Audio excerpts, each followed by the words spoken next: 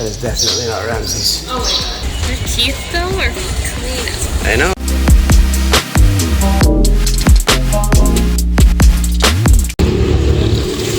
This looks like a house. It looks like a Looks house. Victorian. It's like a house, right? Let's talk about this. Okay.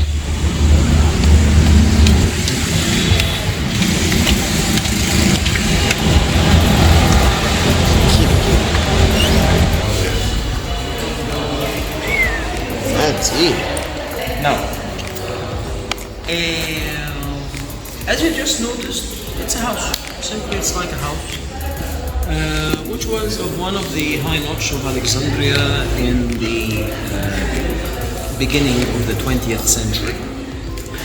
And later on, in 1940s, it was bought from him to the American Embassy in Egypt to use it as a consulate for the American Embassy in Alexandria, just the American consulate for Alexandria.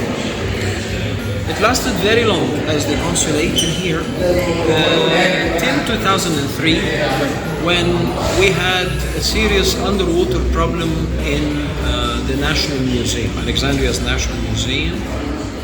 On the same time, and in 2002 already, the American Embassy decided to skip Alexandria branch because there was no much activities down there. They just had the big main embassy in Cairo, which is next door to the Interconti Semiramis Hotel, by the way. Yeah.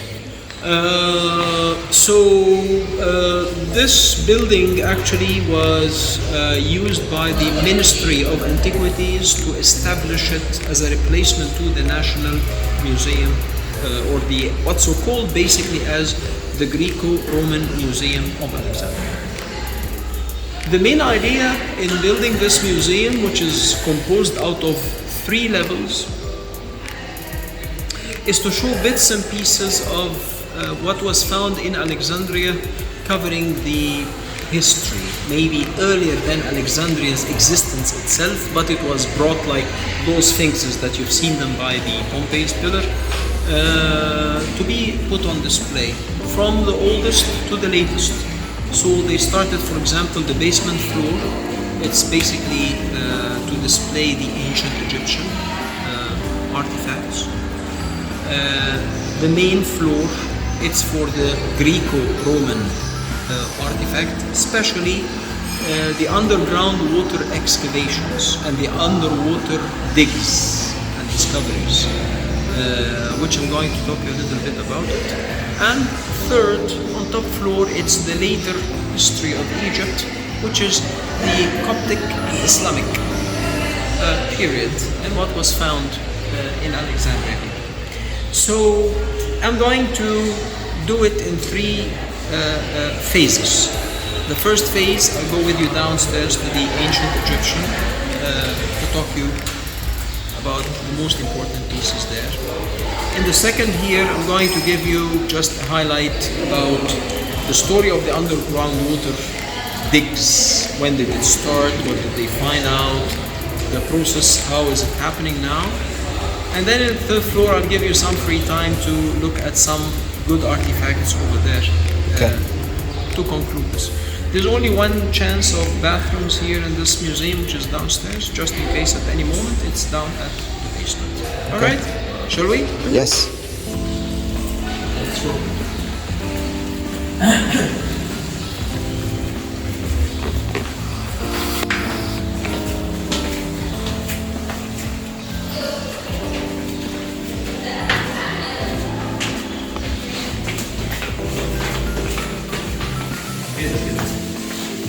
If we remember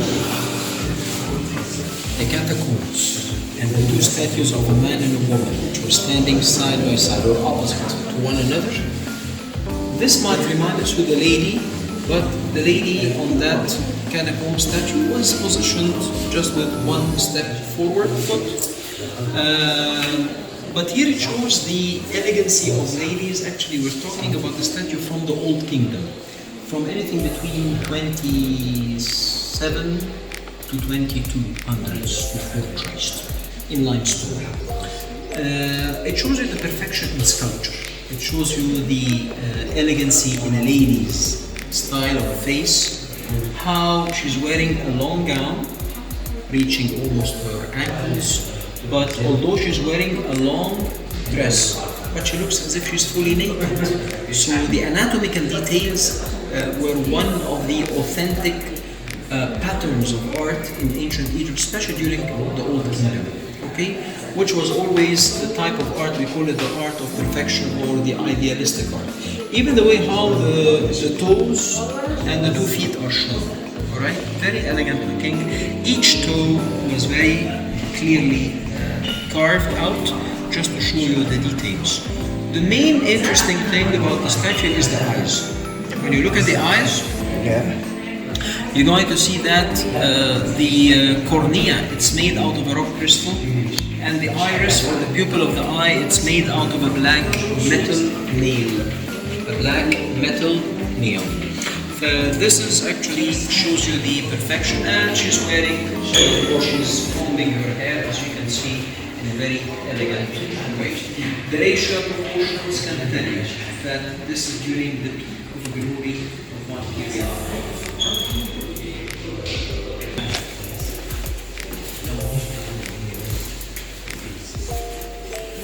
Those 3 stones, I would say that they are talking about one belief that the ancient Egyptians believed in, which is all what I was doing in my first life, so I'm going to repeat it in my second life. Alright?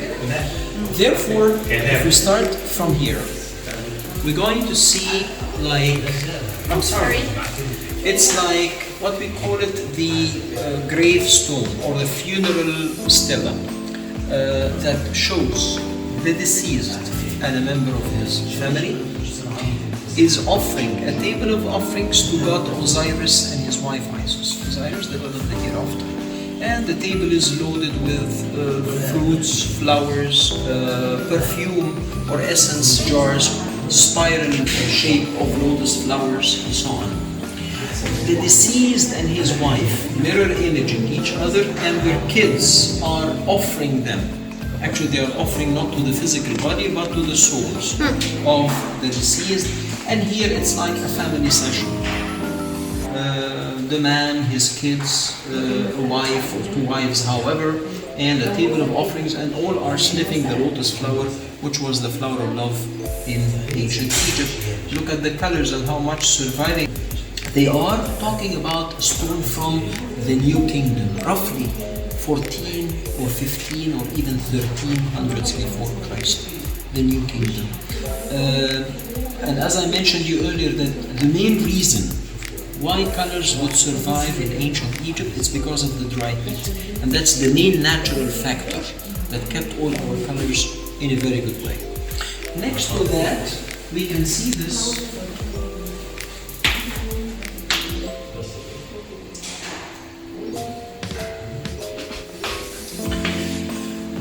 You might have seen that scene in two places. No, in three places. You had seen it in Abu Simbel temple.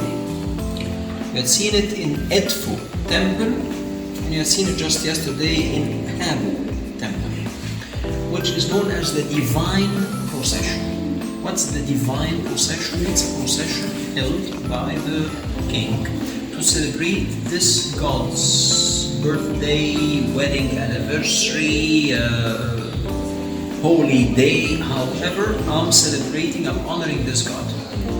That type of a procession was on the form of the following: a line of priests carrying on their on the shoulders a barge, the holy barge of this god or that goddess, and they are carrying, in the middle of the barge there is a shrine where the statue of that god is to be placed in.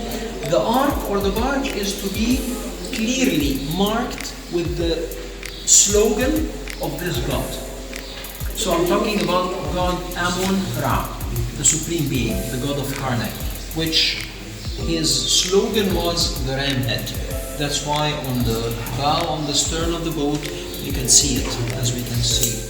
The king is receiving the procession by carrying the incense burner, by throwing the incense powder into it, and you can see the flame is coming out. Look at the details of his dress. I want you to focus and to zoom on this. How the artisan managed to show his shirt like a plissé type of shirt. How the skirt or the coat or the gown he is wearing was shown in silk. That's why it's showing the color of his skin in between the silk threads, as we can see. The harmony in showing the priests depicting the figures in a profile, as we can see over there. They never showed the full face in ancient Egypt because the profile, as you've seen in all the temples, as they believed, was to show the best of all. I'm showing the best of all. When I show the full face, it's mocking the person. Okay, so but showing this because they believe that the human being was always composed out of two halves, half good, half bad. When I show the profile, I'm showing the best, as we can see over there. Again, the king is another position, kneeling down, reciting those verses to the boat when the boat is down. That's another new kingdom from almost 1400s before Christ. A very special also New Kingdom's piece of stone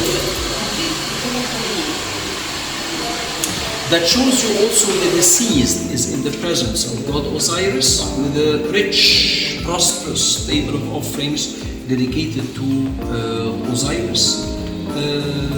The relatives of the deceased are reciting him these verses to ask for blessing him in his journey in the second life. Look at the vibrant colors. Look at the blue, the reddish, or the dark reddish, or the brown color, as we can see it. They are non-faded, as you can see, right? But still, also the tiny details are there.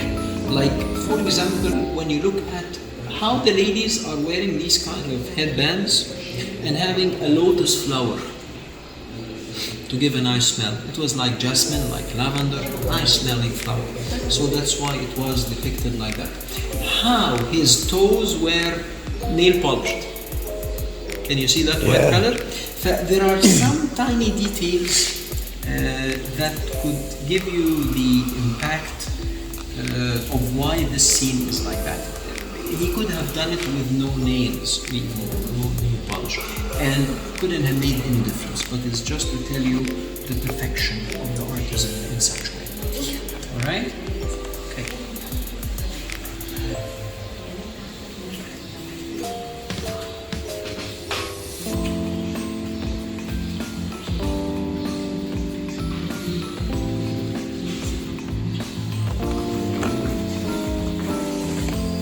I believe we spoke earlier about jewelry in ancient Egypt and the perfection in the jewelers, the craftsmen in ancient Egypt, to using stones, to shaping stones, to piercing stones, to making rings out of stones, but also at the same time It's the harmony in proportion in cutting the stones. It looks as if it's been machine cut, by the way. And we definitely know that we're talking about handmade things. But I mean, the way how the proportions, imagine these little tiny pieces, like discs shape, or that brownish one. When you think about the patience of that jeweler, of that professional, I mean, it's something amazing. And when I always look at these little tiny things, I never think about how did he make it, but I'm thinking also about why did he make it? Why did he make it? I look at the backside of the whole story. I look at his social life, his very stable social life. This man is not that person which was whipped on the back. This man had a very standard social life, very stable family life. Every morning he has a breakfast with his family. His kids give him a couple of kisses, they take their sandwiches, they go to school, then he has a cup of coffee with his wife, then she gives him a hug, and he goes with all that positive energy to his workshop. To be able to produce me this kind of perfect art. And that's very important to bear in mind. This is known as the afterlife's headrest. It's like a pillow, like a Chinese headrest. Symbolically, they used to put it in the tombs for the deceased to be using it as if it's like the pillow in the second life. And some of them would have texts engraved on it as prayers to protect and to care about the deceased and his head and his neck.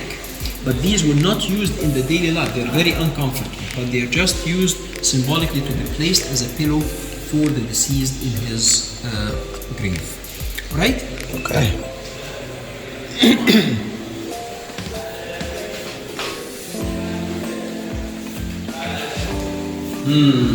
Scary. Lioness, Sekhmet. Who is Sekhmet? Have you ever heard about a goddess called Hathor, the cow goddess? Yes. Goddess of love, maternity, beauty, calmness. Hathor, according to the legend, was highly beloved goddess. Hathor was a sign of beauty, motherhood, and so and so. But on the same time, after some time, she started to feel ingratitude of people to her. She was cute, and she was expecting people to be paying back for this. They didn't. So she went very angry, and she decided, or she made a vow, that she's going to destroy mankind. And that was a famous legend in the ancient Egyptian mythology called destruction of mankind by Hathor. So what did she do? She made a vow to change the Nile water into blood. So after she came that wild, God Ra, the god of gods, became very angry for changing that calm, peaceful nature into a wicked one. So whenever he observed her doing this, he started to turn her face into the lioness and was called goddess Sekhmet or Sekhmet. If the kha phonetically is hard for you, Sekhmet, the lioness, and was known in the ancient Egyptian mythology as the goddess of wars and chaos. Alright? Ra, after a while, decided to make her fully drunk, so she slept. Accordingly, he turned her face into permanent cow look, never back again to that wild nature and so and so. So at the phase when she was that wild, when she was that fierce, she was Sekhmet. At the basic phase, she was the cow goddess. You might have not been into the temple of Danda. But maybe in Philae in Aswan, there was a building called the Mamizi, the birth house, having the columns. On top of the columns, it was the head of these cows, human face with ears of cows. This is how one of the three ways Hathor, the cow, was depicted. Either a full cow or a woman with the horns of the cows, like in Abu Simbel temple, or like that as we can see her. You can see the very peaceful, calm features or facial features on that which was atop of one column over there. Amun Ra, the god of Karnak, the supreme being of ancient Egypt.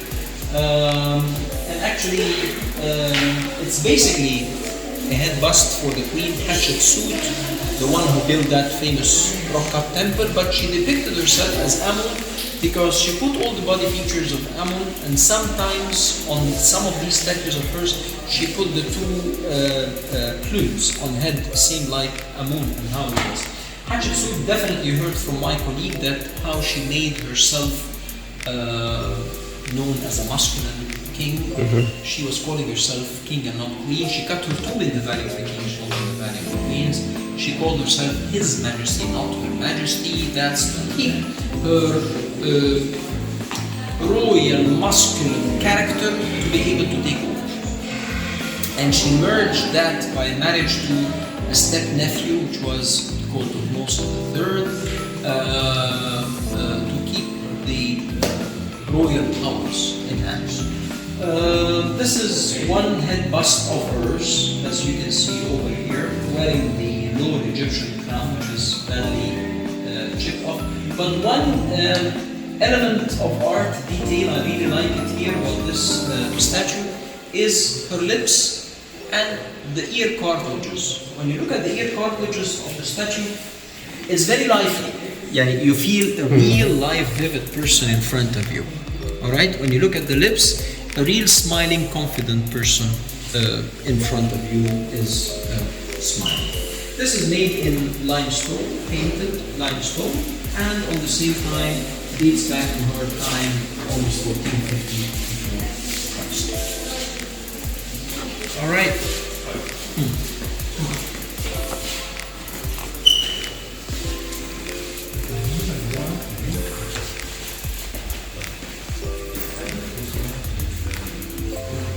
Weird face. This is also called King Akhenaten. One of the most controversial topics in our ancient Egyptian history during the New Kingdom was the period where this king took over. It's called King Akhenaten. Who is Akhenaten and why was he that weird? It's very weird. It's simply because this man actually was the son of a king called Amenhotep III, the founder of the Temple of Luxor, beautiful looking columns, the fluted papyrus columns. The man who had the two famous statues called the Colossi of Memnon on the west side of the Nile. It was a very peaceful period, 1400s before Christ. This man, King Amenhotep III, there was no wars at his time. He was a very good diplomat. One of my professors always used to calling him the good diplomat who was sending chocolate and flowers to his enemies. And I really like it. This period gave a chance to his son, who was like a deep thinker or a philosopher, to think about a very irritating topic to him, which was, who is my God? My ancestors are worshipping lots of gods. Horus, Osiris, Ra, Isis, Hathor, Ammon. But who is the controller? They said, Ra, the sun god. Okay. But even the sun rises at a time, sets at another time. Who asks her to do this? There must be a mentor. There must be a controller to make her do that journey.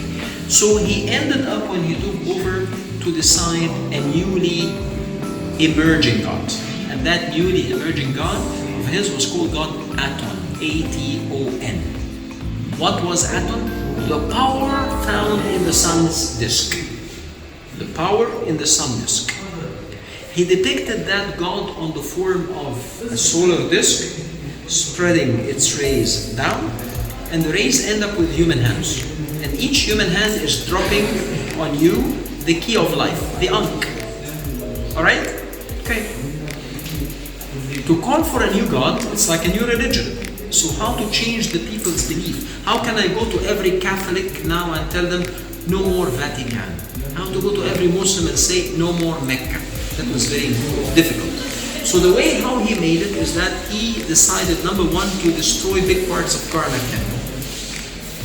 Number two is to migrate or to change the political capital from being Luxor into a new spot called Amarna.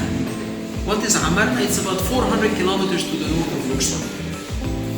Third, which is the most important thing, is that he changed the art pattern or style that was known for ages before them, which was the art of perfection in dimensions, in proportions, in facial features. And he started to deform his own figures. That's why this is just a bust of a long, big statue, which is missing. But all his statues which are found were just like this one. Yani compare any beautiful face you've just seen to this. Very thin, elongated, very thick lips, very elongated nose, very elongated ears, very weird looking eyes, as you can see. And also, if the body was completed, so you would have seen very thin arms in comparison to big laps. A real pregnant looking belly. Alright? So, because when he evolved that new religion, he said, what is more important about that religion is not your out self, but your in self. I'm very concerned about your in self, no matter how you look like. That's why, you know, if I want to draw all your attention to this bird, I will tell you, okay, there is a wild eagle on that side, so look at the peaceful bird. So this is what he did. This was not important. What's important is yourself. That's why, as a model, he modeled that on himself. To me, deformed figures, as we can see over there. His lethal mistake is that when he said, to worship that new god, it has to go through me. That's why all the figures of that god, which is the disc, the rays, the keys of life, he depicted his figure among the rays. So when he physically died, that religion died with him. So philosophers, historians actually are considering him or considering it to be the shortest mankind religion on planet Earth. Oh, wow. Just 25 years of time, and then it disappeared. That was about 1375 before Christ. Biologically, the DNA tests prove that he was the physical father of Tutankhamun, or the biological father of Tutankhamun. That's why the early stages of Tutankhamun's name was Tutankhatun. Tutank means the living image. Tutankhatun, Aton, his god.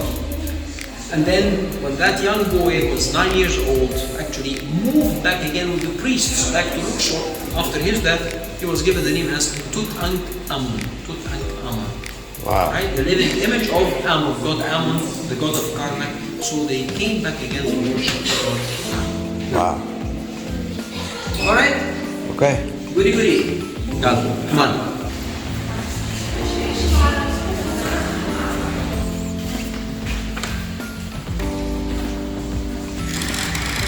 In 1930s, Egypt started to be a bit concerned about digging for the drowning city of Alexandria. And the reason was that the Europeans' existence in Egypt, while the British occupation to Egypt at that time, the haste about ancient Egyptian history and the obsession of finding the genie coming out of the lamp after especially the discovery of the tomb of Tutankhamun in 1922. So they started very primitive tries to dig underwater, especially in Alexandria. But when it comes to be, or when it came to be 1980s, Egypt started to pay more attention to these digs, and were done in a very academic way, sharing the experiences with France. France was very advanced in underwater digs and discoveries, so we started to introduce some French campaigns to help Egyptians in doing this and to teach Egyptian divers to find out. The efforts being made over the past 40 years managed to find lots of what's so-called the drowning city of Alexandria. So the city that we are walking by, it's not the real one. That's just the modern existence of Alexandria, but big parts of the old city is below here, below where we are, like the catacombs that we went into and so on. Lots of findings were found, and it was found out also that many of these pieces that were humongous for some other reasons were done or were thrown into the Nile water or the sea water because of the time the Romans were attacking Alexandria during Julius Caesar in 48 before Christ. So the Egyptian natives of Alexandria started to put obstacles in front of these fleets, slowing them down from coming into the city. What to do, what to put. So the available pieces that can be thrown into the water was the gigantic statues that were brought from areas like Memphis, like Luxor, and other places. That's why in 1980s, when they started to dig down in 3 major spots along the beaches of Alexandria, they ended up to find mega pieces, maybe as big as 12 feet high, statues and so on. Besides some little bits and pieces as well. Yani these 3 pictures, underground water findings, can tell you about how big is that granite statue of Isis on the water, a head bust statue of one of the kings and so on. And also we can see things from daily life. What can we see? For example, we found here some kitchenware. You see that? Some kitchenware, and you can see the fossil shells around. Alright? Some pots, some glass bottles and amphoras, copper mirrors, Egyptian motifs like the Eye of Horus, the Eye of Protection, alright, gold coins in pots, something like a perfume bottle, jewelry pieces and elements, something like a mold to shape gold leaves or something like that. Okay, probably this was to grind grains, like what we use it now for spices and others. Alabaster pots and so on. The serious problem that they faced at the moment they were getting these pieces out, that these pieces were underwater for 2,000 years, under special mediums pressure. So when they get it out, to chemically treat them to dilute the extensive salt precipitated on that, they put them in freshwater basins to dilute. But it ended up, after getting that out of the freshwater, to be exposed in museums, whatever, that it started to be cracked because of the change of what? Of pressure. It was under, okay, standard pressure, okay, but when it came out, when it was reacting with the atmospheric air pressure, it started to get some cracks and so on. So they changed plans in terms of how to display them in acclimatized rooms and so on. So later, when we go to the Biblioteca, I'll be showing you the biggest statue decorating the entrance of the Biblioteca for Ptolemy II, which was also one big piece of the underground water digs of Alexandria. All right? Okay. Alright, we have like multiple rooms in this floor also for underground water digs. Actually, this is the main underground water dig piece, but others are just taken from various archaeological sites you can just familiarize yourself with.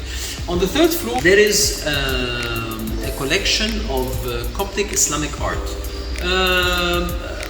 Maybe similar to what we've seen in the Civilization Museum, in the churches, in the mosques, these kinds of pulpits, these kinds of podiums, more or less, right? So I don't want to just spare your precious time up there, but I want you to familiarize yourself with this, which is a very special floor to look at it. Okay. If you want to go upstairs also, take your time for a while as well. I'll just wait you here. I'll be just by the garden downstairs waiting for you. Take your time. Yeah, and we can do it either after this to go either to the biblioteca or to stop for lunch first and then to the biblioteca. It's up to you. Okay. Both are very handy decisions. Okay. All right. All right. Enjoy. Thank you. There's a big map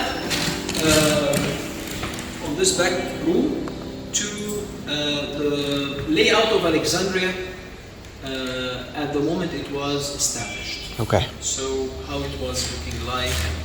Okay. Right.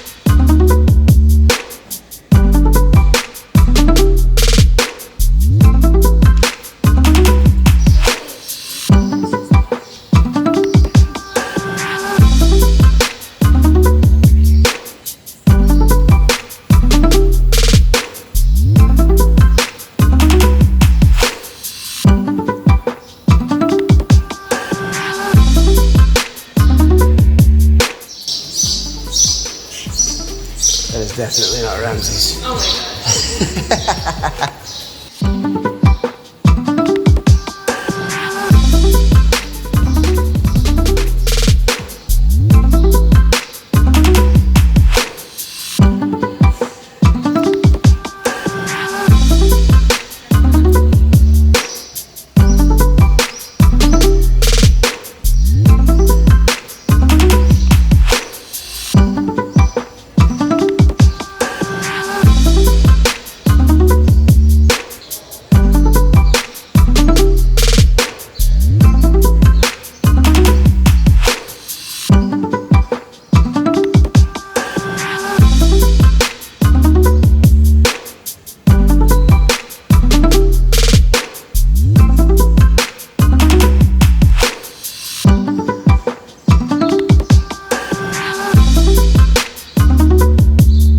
Doesn't look as intimidating as a...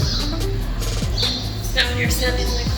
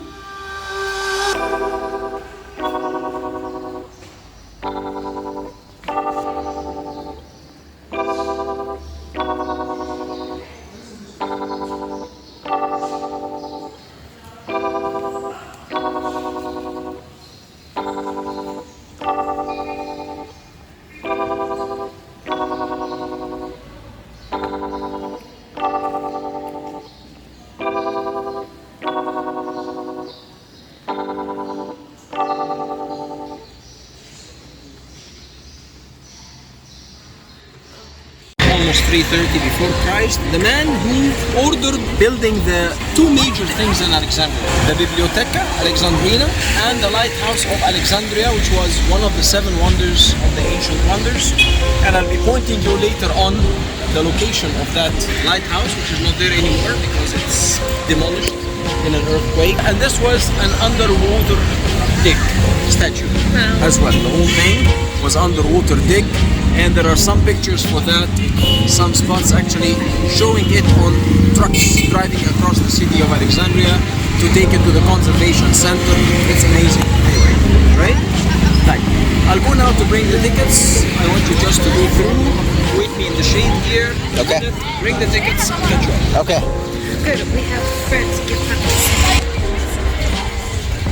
Their teeth though are clean as well. I know, look how white they are.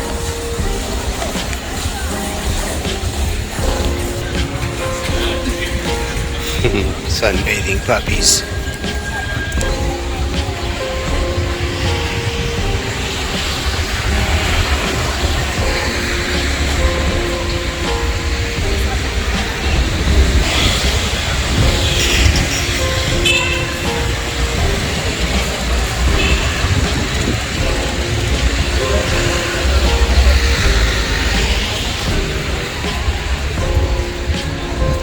Oh yeah, they are not skinny here. Yeah, come over here. You can ask him to come over. Mucho corpo, Abis. Mucho corpo, Abis. The main elements when we talk about this library is that the revival project to revive this library was to build a center, to be an educational center, especially that this is right opposite to the university campus over here for the scholars of Alexandria University and for scholars from all over. The library was built in 2000, opened in 2000, and the layout of the building, it's like a solar disk, and they built like a pond shape representing the seawater, and as if the sun of culture, it's the sun. So the sun of culture is rising from the Mediterranean Sea or into the whole world through the Mediterranean Sea. So it's a very symbolic design to be the solar disk and the sea around. By the outer walls of the library, there are engraved letters and alphabets from worldwide languages. You say that this is a center for all cultures to merge as a merging pot here for mankind culture. It is designed to be like 11 floors altogether. There are 4 underground, there are 7 upground. Totally sound and light isolated building from the inside. Lots of extra additional projects were added to the main one. This is the main library. So there is the conference hall over there, capable of taking 1,000 attendants in one room, one of its rooms over there. There is the planetarium over there where they display lots of documentaries about skies, planets, moons, astronomy generally, and so on. But now we're going to go in. Okay, there's also a bookstore in there if you're interested at the end. Or now we still have like a few minutes before the tour starts. In these facilities, just go to the bookstore before we start the guided tour inside there. But let's now go first.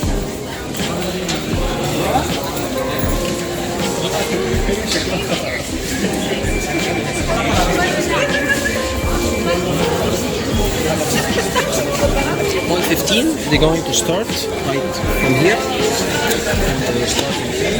If you would like now to take a few minutes just to get into the bookstore, just to look at it, I'll run to the bathroom downstairs. I'll wait you here. Okay. So got like maybe 20 minutes Okay. to go just to meet here. Okay, perfect.